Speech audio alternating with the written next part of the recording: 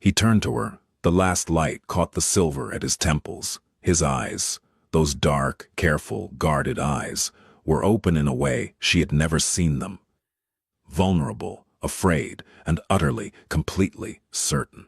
"I'm asking you to let me love you," he said. "Not the way I've done everything else, with control and strategy and contingency plans, but the way you taught me. With honesty, with patience, without guarantees." The wind came off the lake, carrying the smell of water and the distant sound of the city. Somewhere below, a car horn sounded. Somewhere above, a plane traced a white line across the darkening sky. Elidi reached out and took his hand.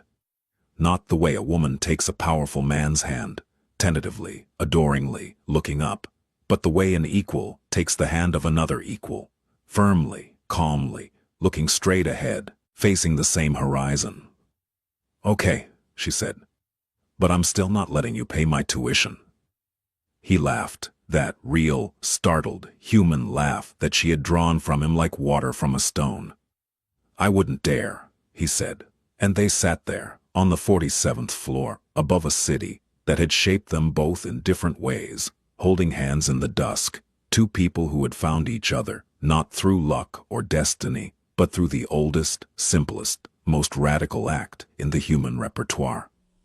One person choosing to stay when everyone else had left. That was what she did, that shocked them all. Not a dramatic gesture, not a strategic move, not a play for power, or money, or protection. She stayed, and in staying she changed everything. The community health clinic on West Devon Avenue opened on a Tuesday in March, in a renovated building that had once been a failed laundromat. It was not large, it was not glamorous.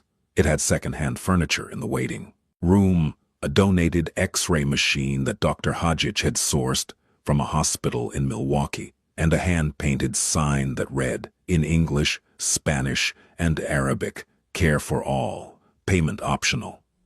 The funding came from the Kreshnik Foundation, the legitimate charitable arm that Soder had established 6 months earlier, structured so carefully that Genshin Dushku had described it, grudgingly, as the most legally airtight act of philanthropy I've ever witnessed.